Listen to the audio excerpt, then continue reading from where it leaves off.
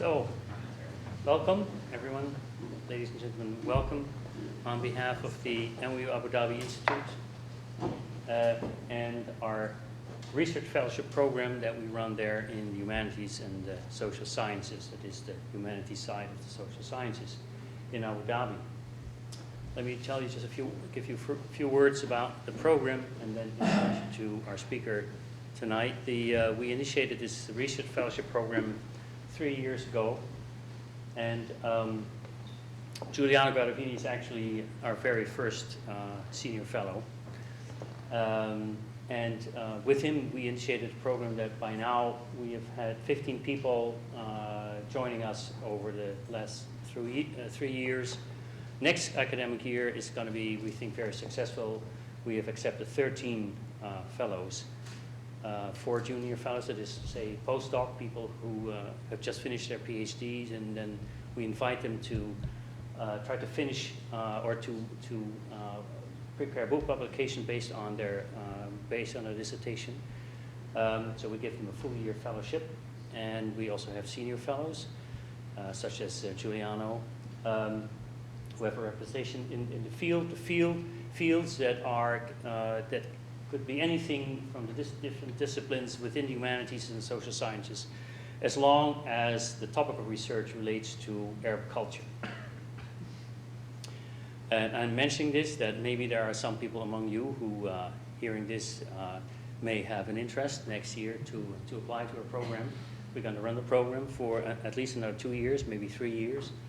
And we give you all kinds of benefits and opportunities, support by our staff and close connection in the library, with the library here, so that if you order books, you will have them within 2 or 3 days on your desk.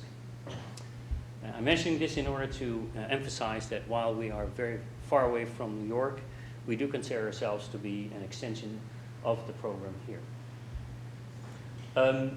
Giuliano, as I said, came to us 3 years ago for the first time.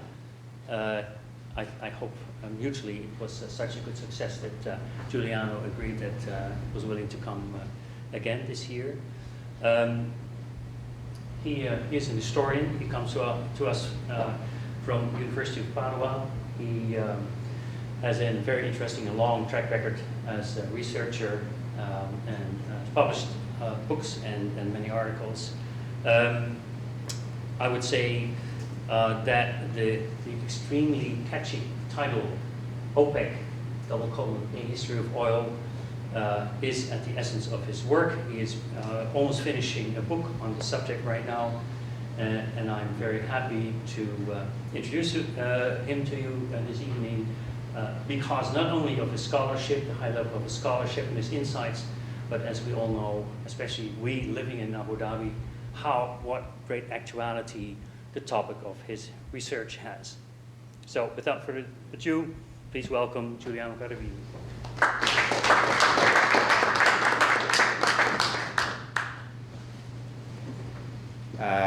So first of all, I'd like to thank the program of Humanities Research Fellowships at NYU in Abu Dhabi. Not only because I met interesting people such as Reindert, but it has actually given me the opportunity to do something without which it would probably not have made sense to write a book about OPEC, so actually live in a country that is a member of OPEC. And I found out that without having had that opportunity, my book would have been very different and probably very wrong. So I thank you for that. As I started, when I started first this is my second project. And when I first started researching on oil in general, that was, I guess, 2009. And basically, the price of oil was the highest in real terms from, as you can see, the middle of the 19th, from the beginning of the oil industry. And the debate, and it was only 7 years ago, was, is there going to be enough oil around to sustain global economic growth? And then I'm finishing now, as I said, I wrote 6.5 chapters of a book that is going to be 8 chapters, and basically starting from the 1920s to the Iraqi invasion of Kuwait. And as we stand here today, you know, the prices are actually going back to their lowest levels. And actually, I think the perception is that we will not even produce all the oil that nature has to offer us. Last year, there was an important meeting of the UN, the COP21, and it has been hailed as marking the end of the fossil fuel era. Saudi Arabia, as we speak, at least that's what I read on the newspapers, the highest ranking members of the royal family are even planning to sell Aramco, the largest oil company in the world. So basically, Saudi Arabia would lose control over the largest oil reserves in the world. So when all of this is happening, it's maybe a right time to go back to the history of OPEC and to why it was so important.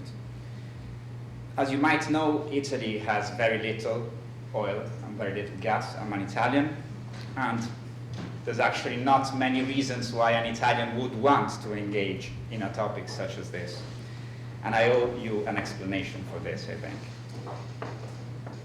Because it's now 6 years that I'm working on something with which Italy has a very distant relationship with.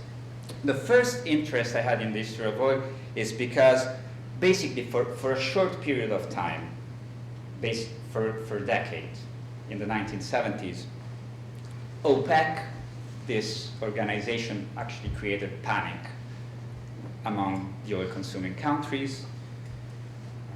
There was never a copper scare in the 20th century, or an iron ore panic, but there was an oil shock. And everybody has somebody in his families, and this I dedicate to the Dutch people in the room. Everybody has his own memories of what happened with the oil shock of the 1970s. It's something that actually struck daily lives, certainly of the people living in Western Europe, certainly of the people living in the US, and certainly of the people living in Japan. This is an example, of it's a positive image of what it means to live without oil, but the majority of the images are not as positive. But this only started to get me interested. Then as I read about oil, you actually discover how important oil and energy is to the history of the 20th century. Oil was probably the raw material of the 20th century, maybe as much as cotton was the raw material of the 19th century. Oil, in the middle of the 1970s, was by far the largest traded commodity in the world. The total of non-raw material imports in 1975 was $40 billion a year. The total for crude oil was $100 billion a year. So only oil accounted for double of all the rest of the raw materials taken together. The companies that produced and marketed this oil were the largest companies in the world. They were the largest multinational companies in the world, and even now, as we speak, with prices of oil that are so low, they remain among the largest companies in the world. So they are the very core of the capitalist system. Fossil fuels, and crude oil in particular, is a key component of the acceleration of the Earth's most recent geological era that is now increasingly starting to be called the Anthropocene. that era where men are actually impacting in an enormous way on the environment surrounding them. Not only that, strangely enough, even today, the relationship between oil production and military power is striking. As you see, the fourth largest oil producers in the world are still today also the largest military powers in the world in terms of expenditure. So while it is self-evident that somebody, an historian, would be interested, an historian that deals with the 20th century would be interested in writing about oil, it is by no means self-evident that one would be interested in writing the story of oil from the point of view of oil-producing countries. I think what got me interested is that OPEC is possibly the only, but you'll give me names of other organizations, but it's the only organizations that I know of whose members are countries with entirely different cultures, entirely different religions. I think nearly all the religions of the world are represented in the countries that are members of OPEC. Entirely different languages. They're scattered across the whole world. And it's the only organizations with countries that are so diverse that had such a significant and measurable impact on the history of the 20th century. And what made me even more interested is that these countries that are so diverse, they are unified by a particular relation to nature. And that particular relation to nature is the fact that they hold the most productive oil reservoirs in the world. So as I said, the history of oil has normally never been written from the point of view of the oil producers, of the countries that own this natural resource. And by doing so, by writing this kind of history, we discover a whole new set of problems. I think world history and even the world geography looks different when we tell a story looking at it from the point of view of the producers. Even the periodization of the 20th century looks different. As I was mentioning with my friend here, Chris, figures such as the founders of OPEC, Tariki, the Saudi oil ministers, and Perez Alfonso, the Venezuelan oil minister, at the beginning of the 1960s, they actually assume a greater significance than the CEO of Exxon, than even many widely known politicians in the West. Even though these figures such as Tariki or Perez Alfonso, are basically unknown to 99.99% of the students of history in schools or in the university for that reason. So my argument is that students should care about these figures because these figures were important, not only for their own countries, but for at large the history of the 20th century. The very fact that for the last 30 years or so after the middle of the 1980s, there has not been any serious historical account of what OPEC was, caught my attention. Because in many ways, historians are like detectives. When they perceive that somebody is lying, or even they're perceiving a silence, that's when the story gets interesting. A detective knows that when somebody is lying or somebody is withholding from something, there is an interesting story to tell.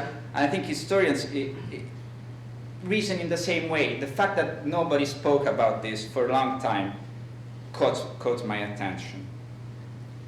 And I think one of the reasons is that one of the reasons why OPEC has been removed as a research topic in the last 30, 40 years or so is that in the last era of globalization, that era that started in the middle of the 1980s, the idea that trade could be influenced by states organizing themselves to mess up the price formation mechanism has been discredited. Now nobody thinks in those terms. And this is also the reason why the oil shock in 1973 generated a panic, because it was perceived as a political act, while the second oil shock, if you will, just 7 years ago, when prices of oil went even higher, were not spoken about, because it was perceived as a normal market event. In the rest of my presentation, I will try Mission Impossible, which is basically to summarize in very few words the structure of my book. So from the beginning of the 1920s up to the end of the 1980s. So first of all, where do we start the story? The story in the 1920s and 30s, normally the books that deal with the history of oil, they speak about the creation of the concessions system in the Middle East.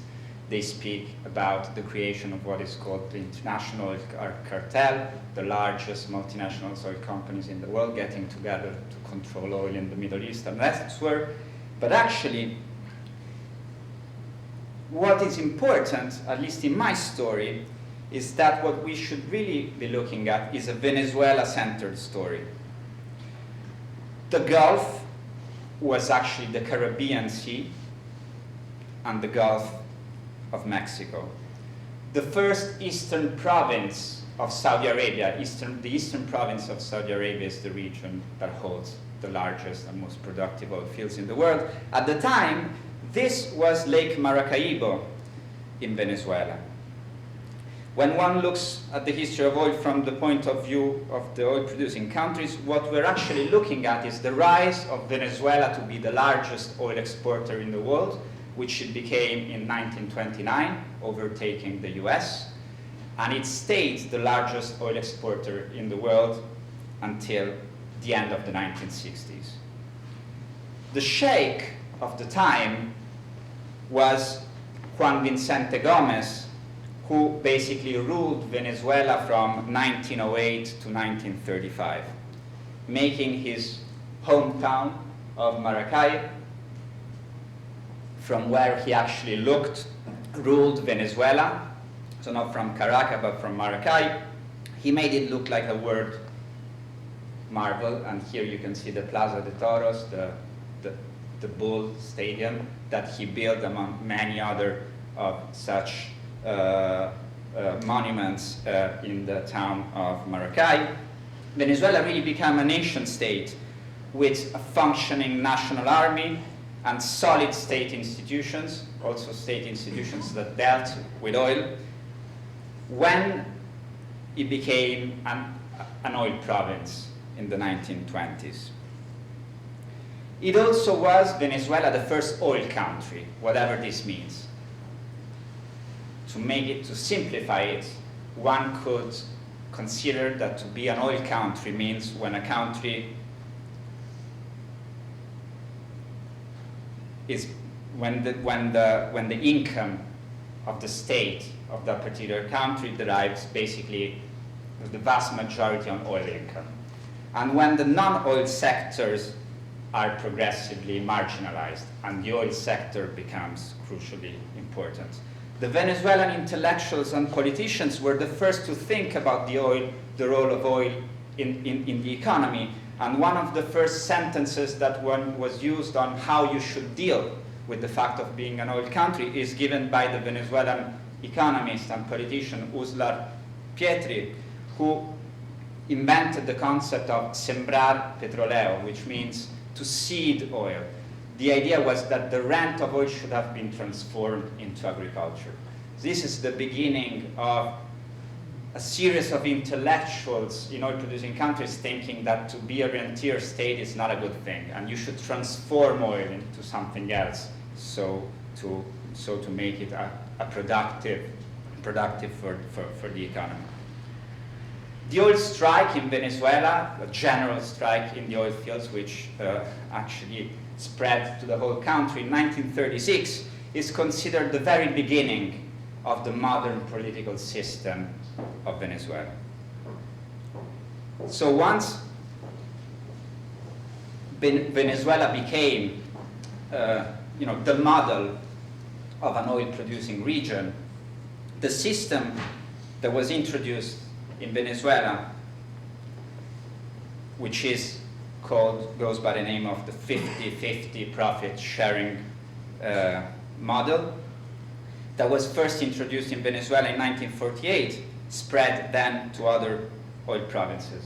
I'll spend a few minutes speaking about what it means. What does this 50-50 profit sharing model actually mean? It means that after subtracting costs for the production of oil, what is left is equally split between the state and the oil companies. It was supposed to be a very fair deal. Obviously, if you think about it, 50-50 is always the best way to share things, right? So it looks as a very fair deal between the capitalists, the international oil companies, and the landowner, the state. Interestingly enough, there is a second step of this 50-50 profit sharing agreement, which is the fact that the companies, since the 50% they paid to the states were considered taxes, they were able to credit these taxes in the US.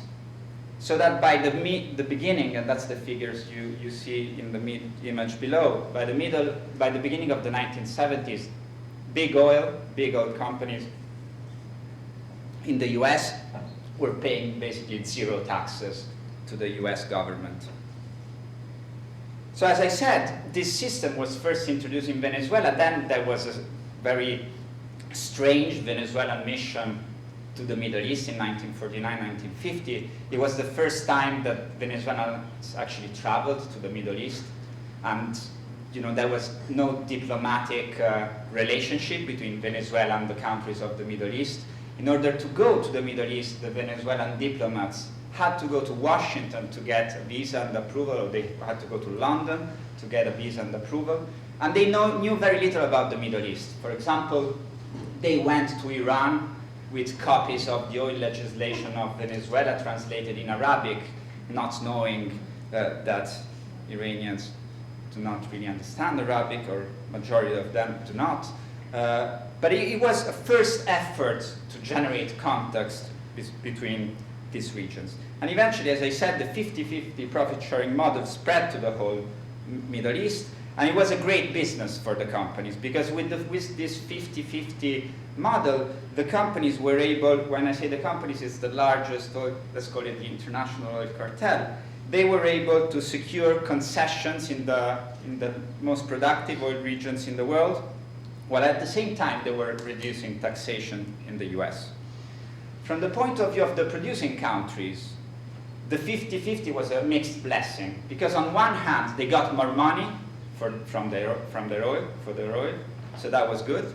But on the other hand, they became very dependent on oil income, and they had zero control over the oil production, which they left to the oil companies. But even more importantly, if you think about it, once you introduce a 50-50 profit-sharing split, it means that an oil-producing country can never rise its taxes beyond the 50% limit. If it rises then to 55, you're basically committing a crime, because you're breaking this very system that is based on fairness of the 50-50%. So by allowing the introduction of the 50-50 profit-sharing model, the oil-producing countries renounced to sovereignty over taxation, which, as you know, is one of the most important attributes of a sovereign country. Furthermore, this 50-50, think about the actors of the 50-50 profit sharing. On one hand, you have a private oil company.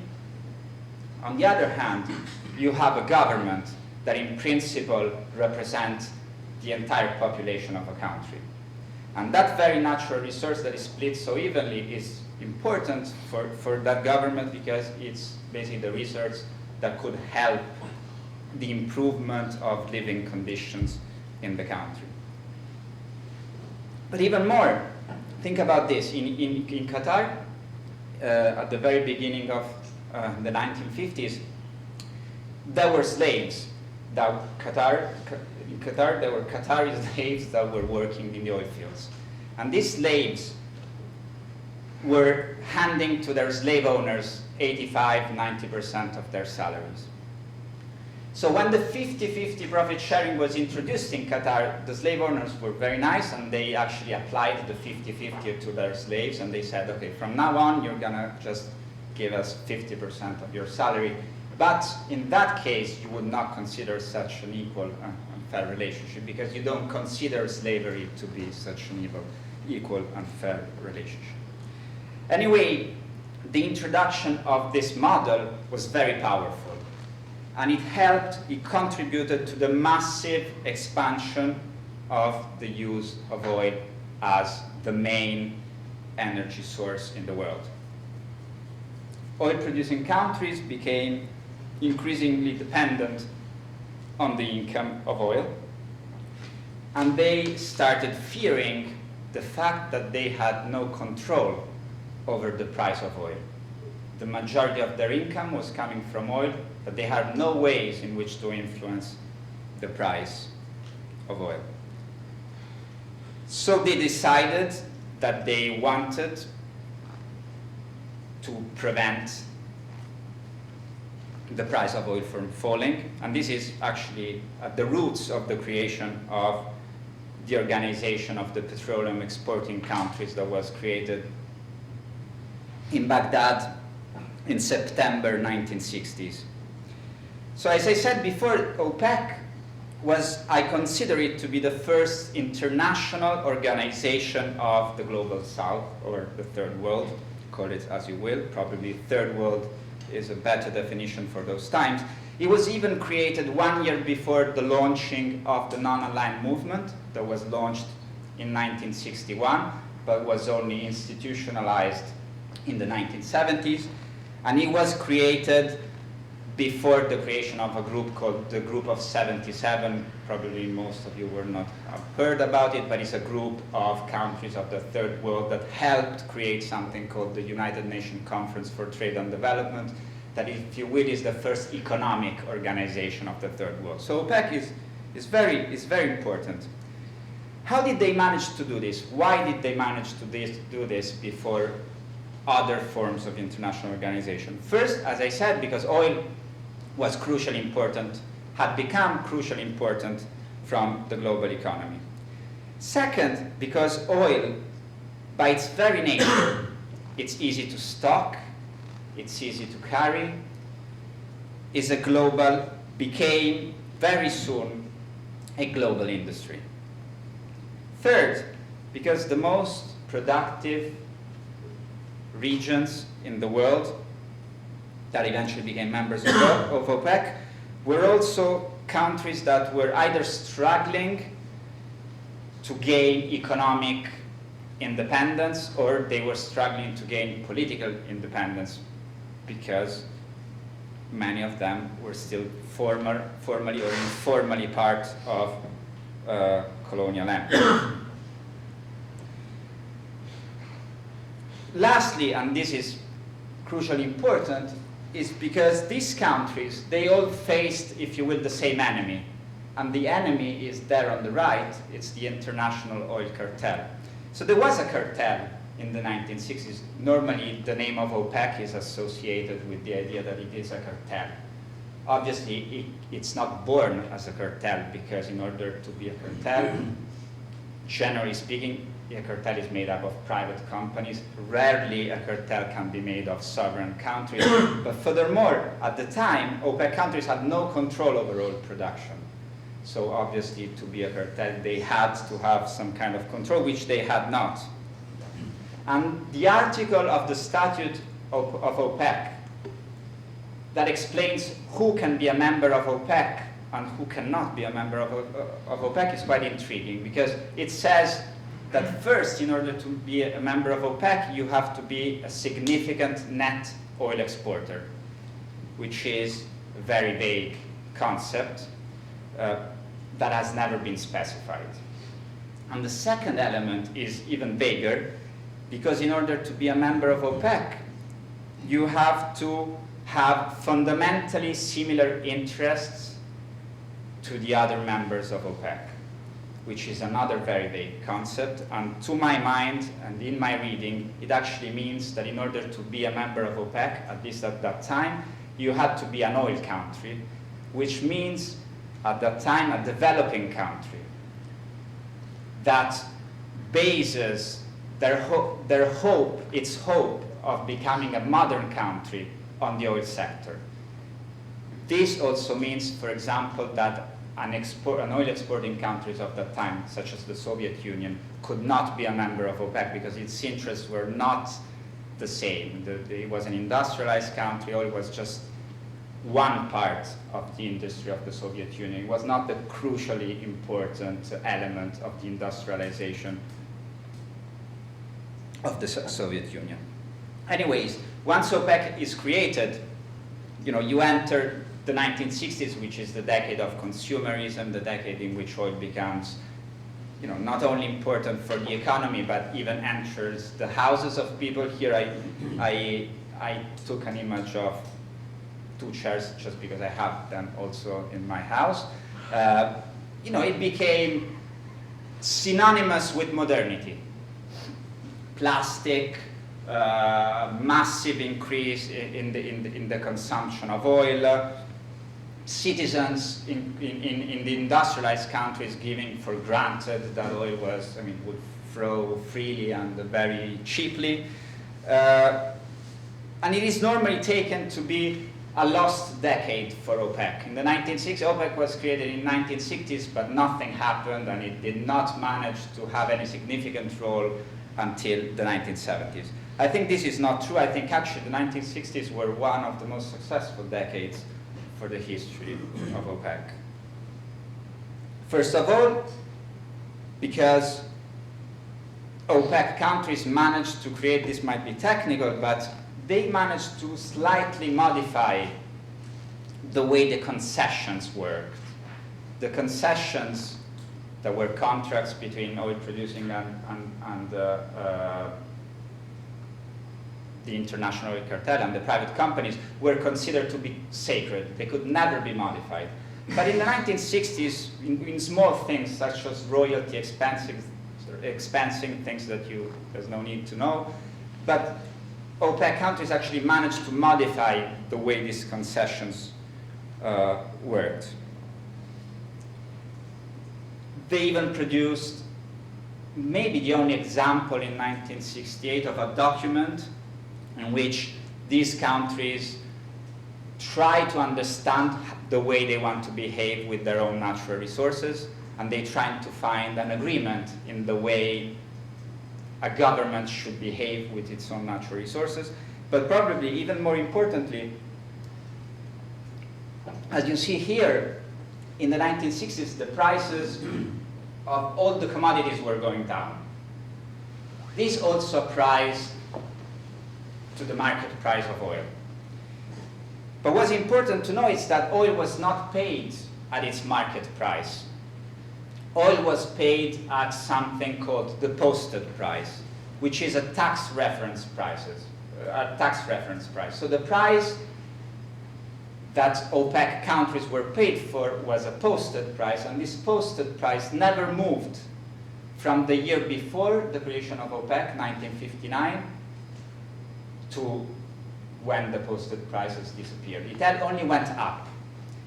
So this meant that while for the whole raw material producing countries in the world, they were actually getting less money from their product, oil producing countries, they were getting the same amount of money and even increasing the amount of money they were getting.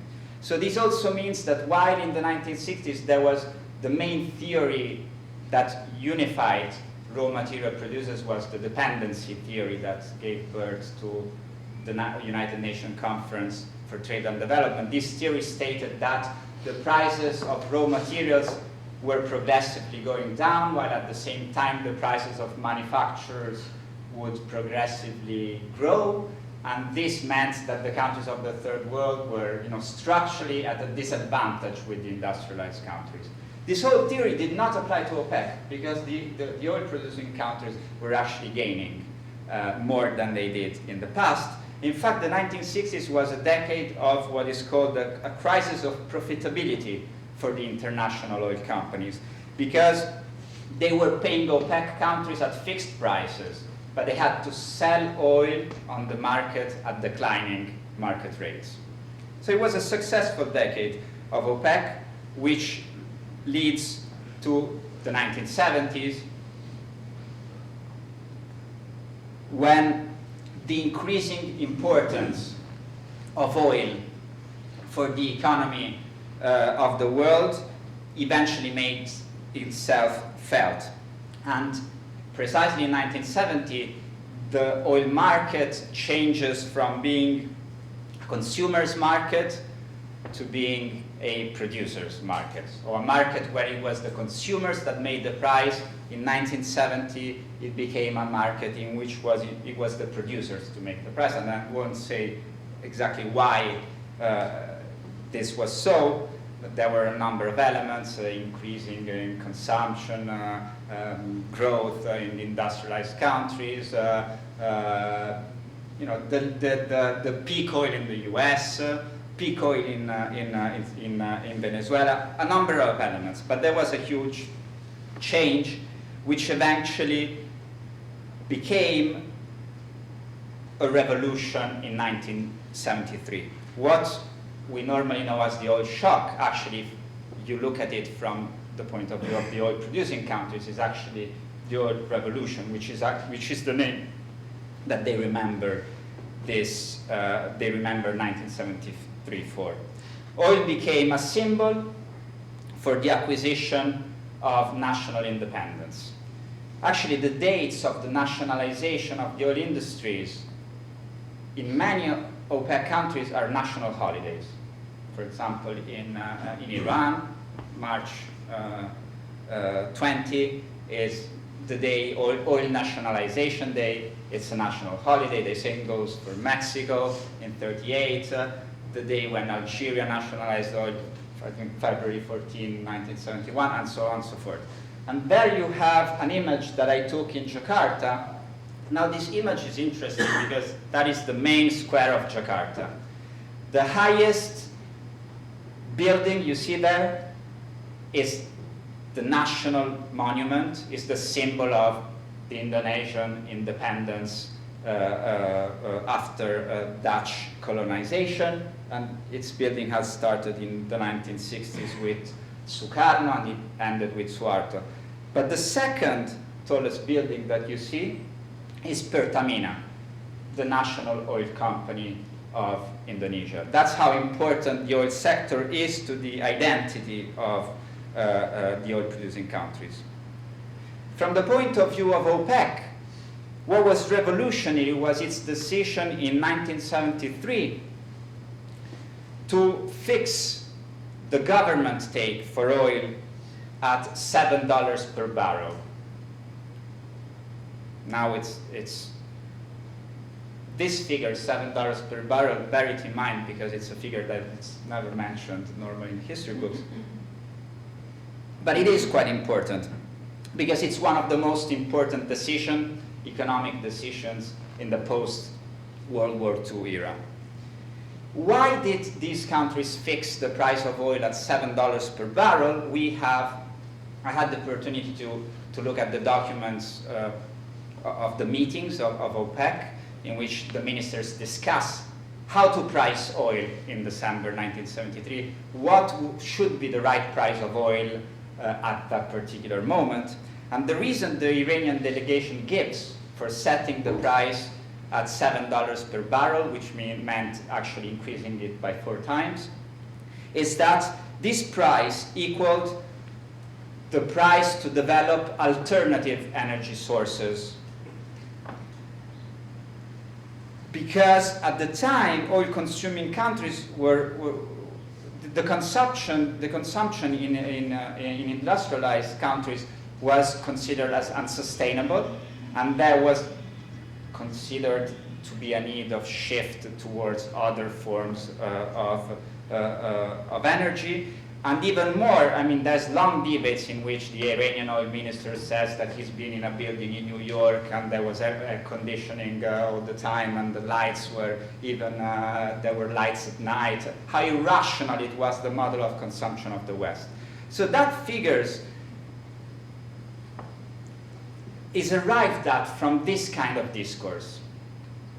Now, when we normally read the story of the oil shock, we have another story, and the story is the Arab oil embargo and the willingness of Arab producers to hurt the West. That's not what actually happened. I think that's what's why it is interesting to look at the story of oil from the point of view of producers and taking them seriously. Not thinking that discourses were fake, thinking that discourses were actually what they thought at the time. This oil revolution projected OPEC at the very center of the international debate for better or worse. When I say for worse, is that OPEC became very criticized in the consuming countries, but not only in the consuming countries.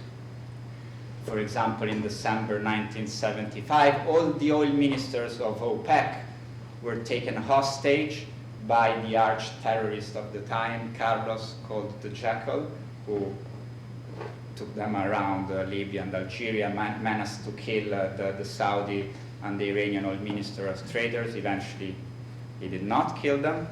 But they were at the center of global attention. In many ways, 1975 should not be remembered as the year of the creation of the G7. In 1975, there was the first meeting of what would then be called the G7. It should be remembered as the year of the creation of the Conference for International Economic Cooperation, or North-South Dialogue, a conference that was held in Paris, where OPEC countries bargained to reform the Bretton Woods system in favor of raw material producers and the rest of developing countries. And I think that the key figure of the international economic diplomacy of the times, even though we don't read that normally on the history books, was not Secretary of State Henry Kissinger, but it was actually Algerian President Houari Boumediene, that in many ways embodied this idea of a new international economic order, of a changement of the rules of the global economy that would be in favor of raw material producers. And there in the image, you basically have how the world looked like from the global economic point of view. In red, it's the countries that are members of the G77, the group of developing countries that are negotiating with the industrialized countries. And of this group, probably the most important figure was the Algerian president, Houari Boumediene, who not a lot of people today speak about or know about. And I think this is the reason why, in certain ways, the global geography looks different when you look at it from the point of view of the oil producers. So by 1974, and here starts the more intricate part of the story, because by now, until now, it's a story of success, then it will become a much more complex story. Once OPEC countries had actually extracted all the possible oil rent they were leaving 0.4 to the oil companies. They were getting all the money from the oil production. You know, for them it should have been the beginning of an era of happiness, wealth, even politically, it should be pacified societies by this huge amount of wealth flowing in. And in so many ways, it was so. I'm living in Abu Dhabi since a year now. Many of the important things in the United Arab Emirates were created in the 1970s. The first road that connects Abu Dhabi to Dubai was actually created in the 1970s. The first university in the UAE was created in 1976, the UAE University. There were new services that provided. These countries became, many of them became, to a certain extent, model welfare systems. The Shah of Iran said that Iran was a social democracy that actually worked much better than the social democracies in Northern Europe. But at the same time, you know, strangely enough, in January 1974, the same month in which oil prices increased by 4 times, you have what I'll call in Indonesia the Malari riots, the strongest social protests against the government of Suharto, leading up to the revolution in Iran, which is one of the most important revolutions of the 20th century, even though the Shah was actually one of the most important figures for the increase in oil prices 4 times in 1973. So I wouldn't call it, I don't call it the resource curse, I call it Malaise, taking the definition from a speech that has been defined by the Malaise speech of Jimmy Carter.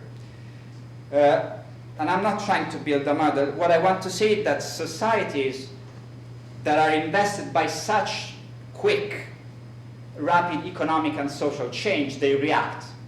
And it happened in the same way in the 60s, I think, in the United States and in Western Europe.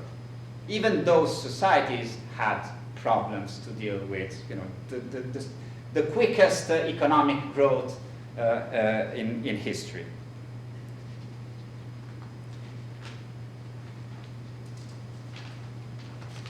What is interesting to me is that among OPEC countries, some of these countries managed to control these social and political pressures, which happened in all the countries of OPEC. Even in the UAE, there were actually demonstrations in the streets by citizens that argued for a different political system. So it happened everywhere, but certain countries in OPEC managed to survive it, and certain, you know, faced a revolution. So it's not clear to me how certain countries managed to, you know, maintain their political systems while others did not.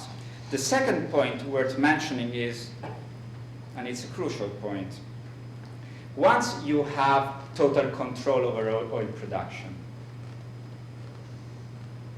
once you have nationalized oil production, or anyway you have gained full participation over oil production, it's not the end of the story. It's the beginning of a different story. Because when a company is state-owned, that does not necessarily mean that that company will act or behave in the best interest of the citizen of that country.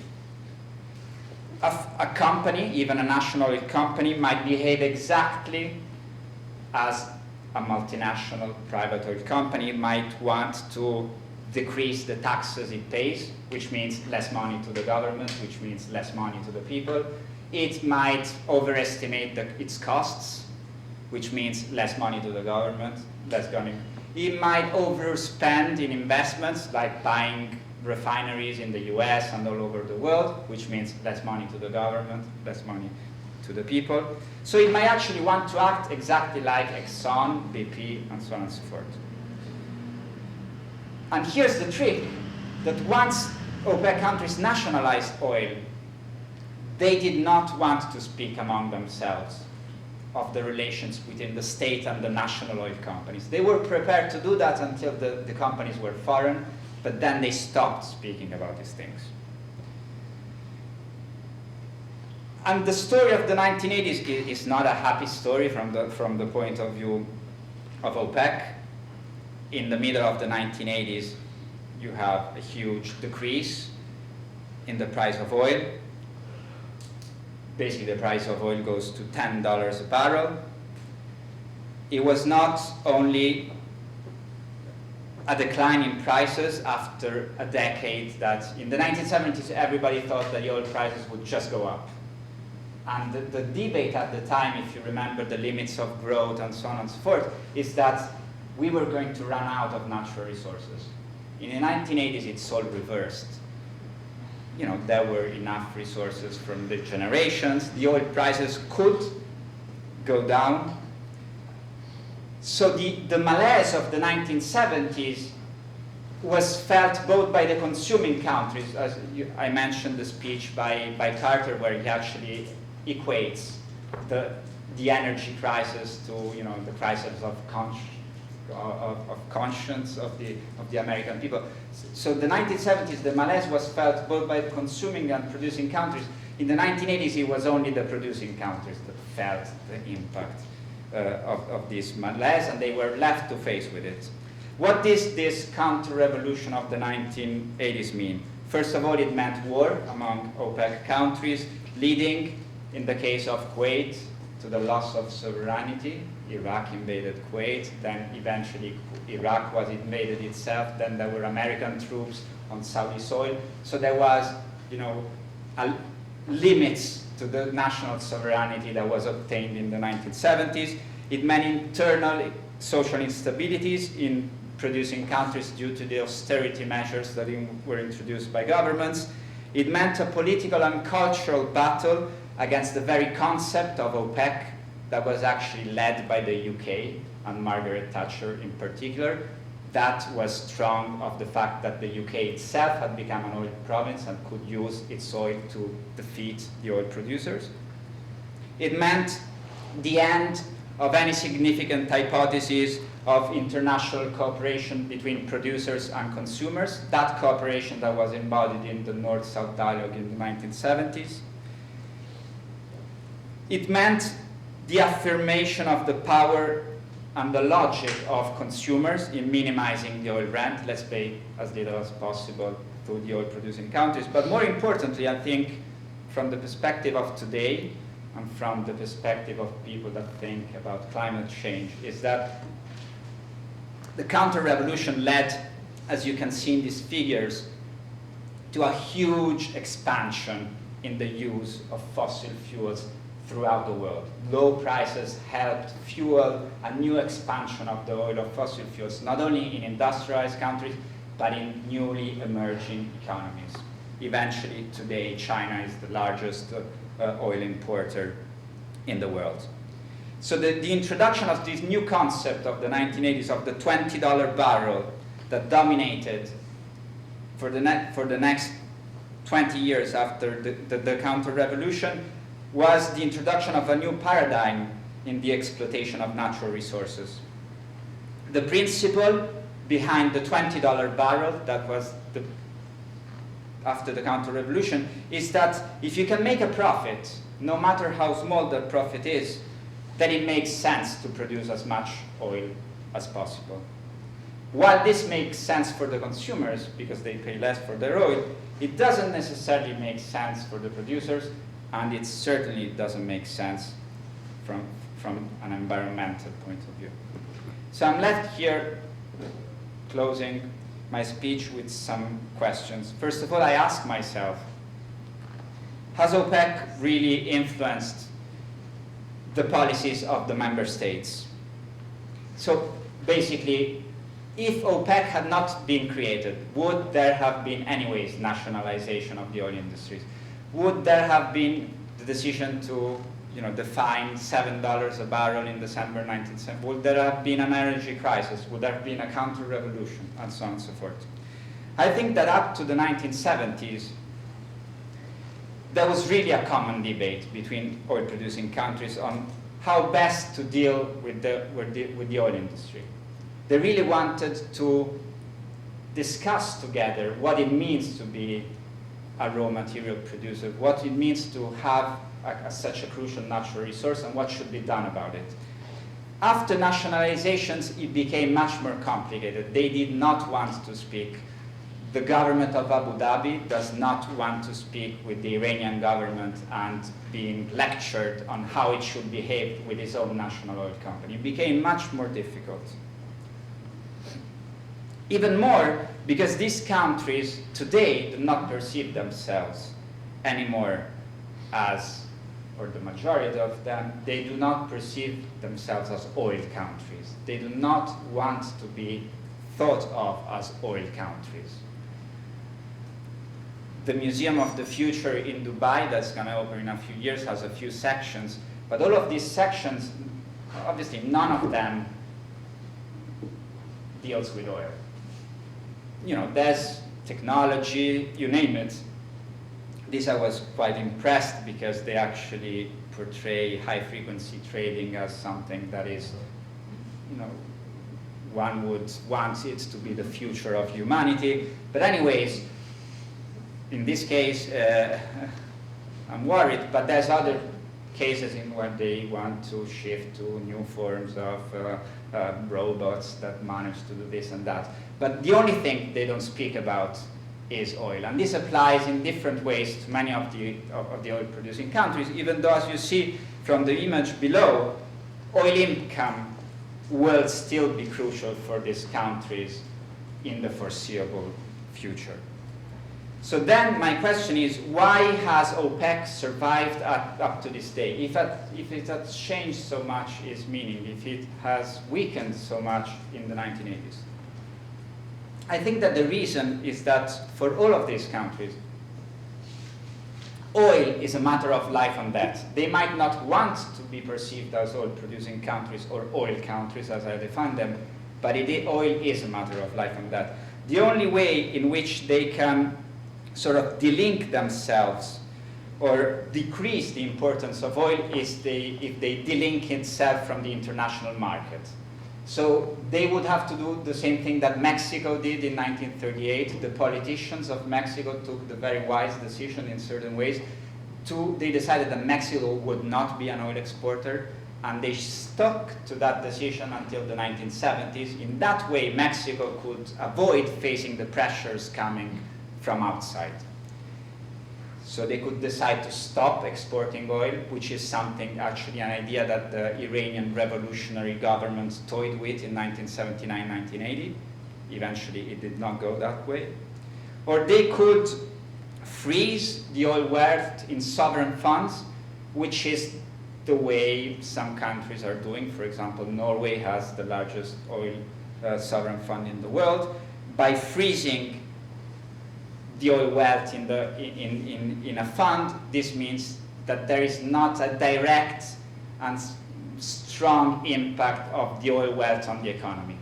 But anyways, even though you create a fund, as Abu Dhabi has done, it never captures the whole oil rent. It's just for a fraction of the oil income of a country. So none of these countries have managed to delink themselves from the international oil market. So for them, still today, oil is central for the economy, and so for them, it's hard to do without an organization, even as weak as OPEC, that would enable them to talk about oil and to negotiate oil internationally. And the fact that OPEC is powerful can be, think about an international organization that would survive what OPEC countries did to one another. As a European, I wonder what would happen if France went to war with Germany for 10 years. Would they still stick in the same international organization called the European Union? I don't think so. That's what OPEC countries did. Let me conclude by arguing that writing the history of OPEC, as I said, is writing the history from the point of view of the landowners. Oil is a non-renewable natural resource, and as such, as long as the landowners are sovereign countries, because the earth is divided up into sovereign countries that we could define as landlords, these landlords command a land rent if you want to extract their natural resources. Generally speaking, the consumers, us, Italians, Americans, have a vested interest in discrediting land rent. We think it's bad. Normally, we define it as curse. And this discourse allows private international companies to gain a larger share of this rent, and it allows consumers to pay less for the oil they're buying. That I know of consumers, I don't mean you, single consumers, but the governments of consuming countries, they have never worried about the fact that the companies flare the gas. International oil companies, still in Nigeria, they flare the majority of the gas that is produced. They just burn it without doing anything about it. And nobody has ever protested against this. It's only the oil-producing countries that have protested against the custom of flaring gas. The consumers normally care about the price of oil and the fact that they want stability of supply. The companies, they care about taxation. They want to be taxed as less as possible. So even if crude oil will not be anymore in the future, and maybe we should hope for that, but it's by no means certain, the most crucial energy source for humanity, humanity will always have to face the problem of how to deal with natural resources.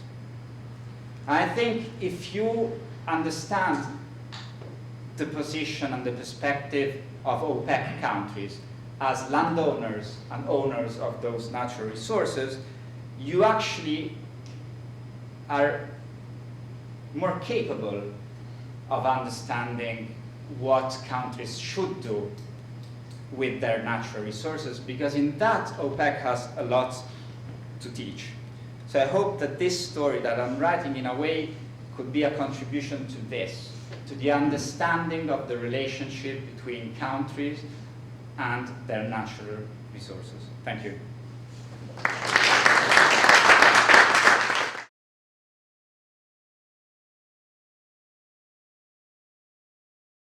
So we have about 10 minutes or so for Q&A, and we'd like to invite you to react or ask questions, suggestions.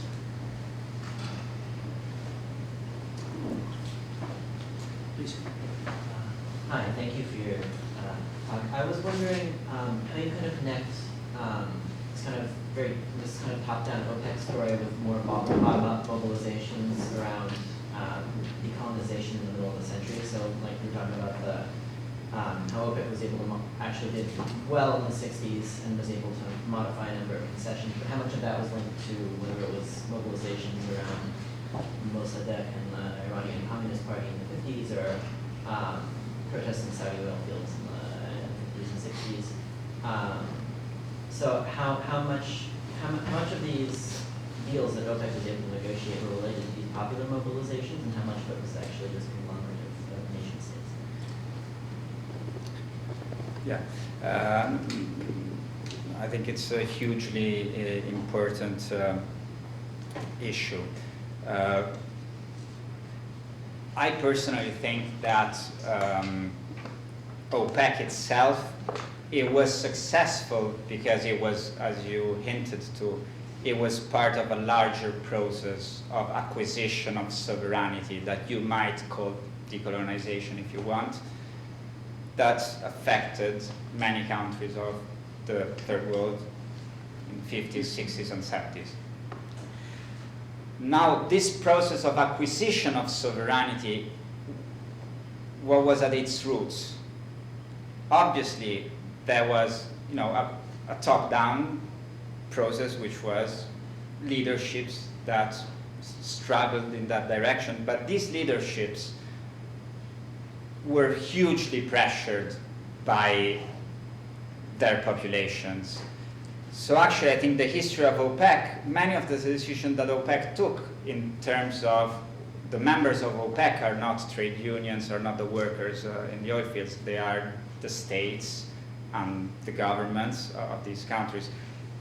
But many of the decisions they took because they could not do otherwise, because the pressures that were coming from society, they were forcing those leadership to acquire control over natural resources. And of course, it depends in which countries, but in certain countries, such as Algeria, such as Iran, such as Iraq, such as Venezuela, such as Indonesia, where there were organized and mobilized trade unions, the workers in the oil fields were hugely important in pressuring the governments to take the decisions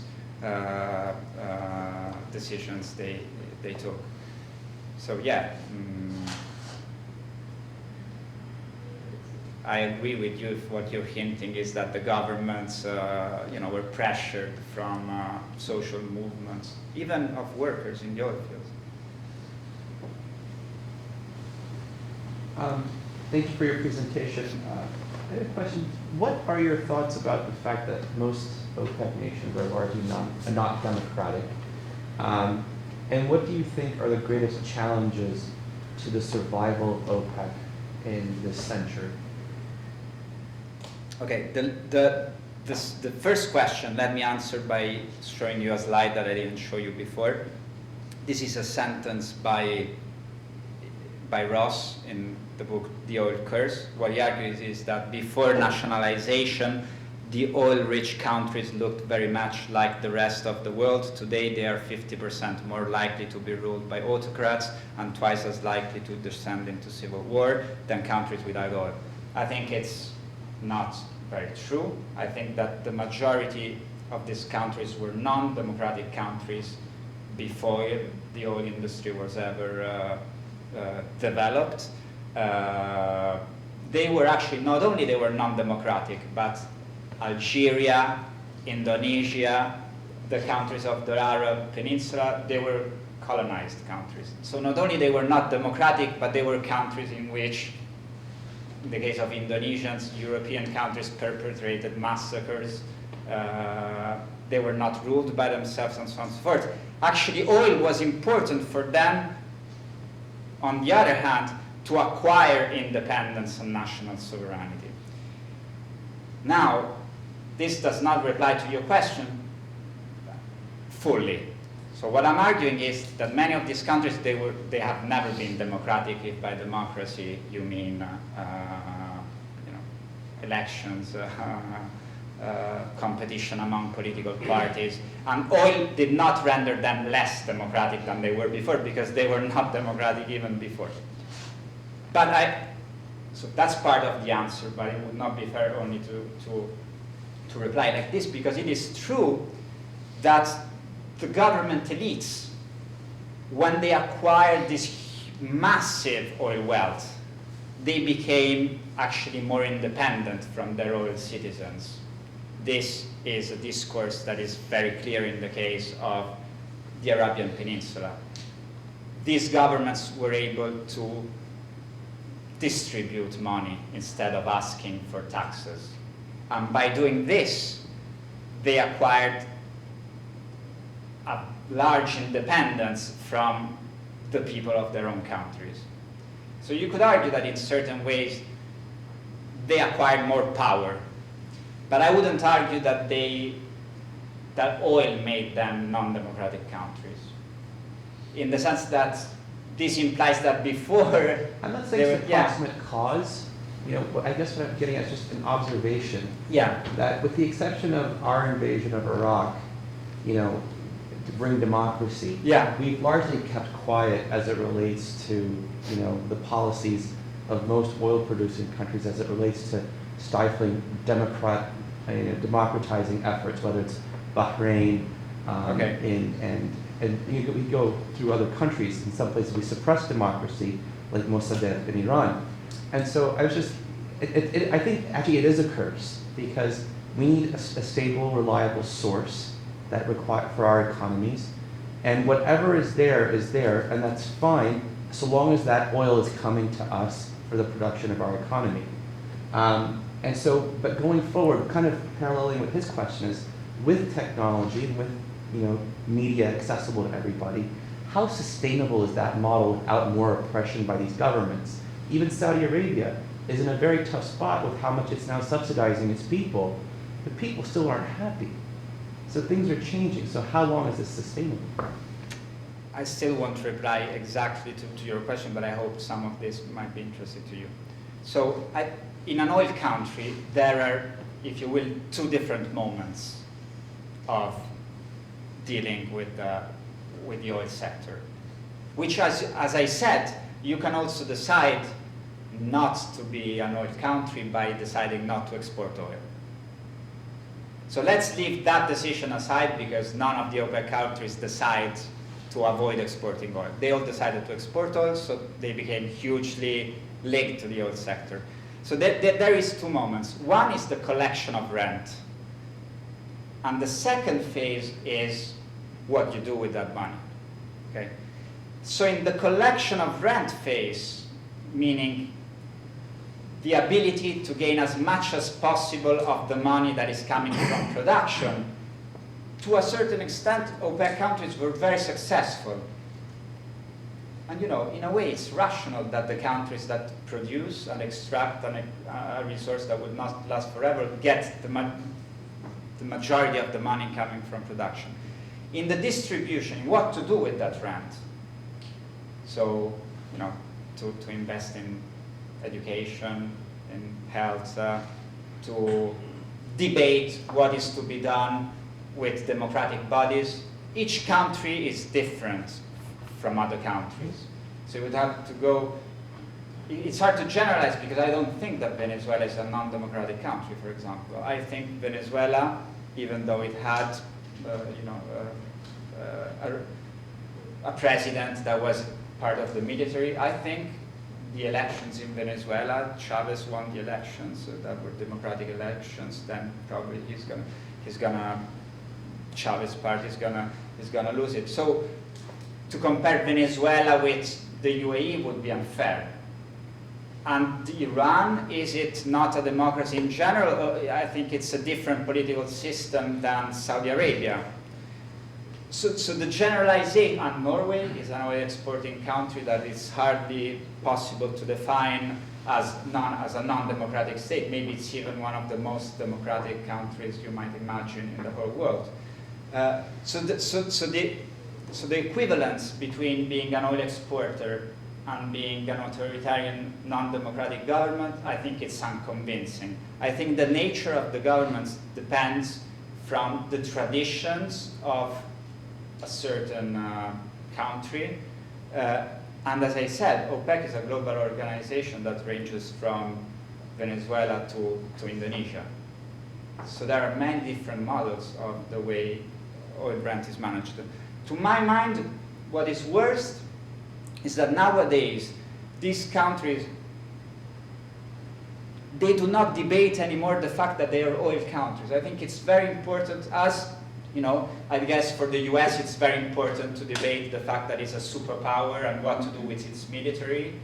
It should be debated. These countries, they don't accept anymore to be oil countries. So they don't debate anymore what is best for them as oil countries. And that's dangerous because they might, sell off their oil cheaply, they might overproduce, they might do wrong things with their oil industry. I don't know if this replies to your question, but it's We have time for one more question. Could you provide any information about what do you think OPEC will achieve in their upcoming meeting on the 17th in Doha? Okay, so obviously I don't know, I have no idea,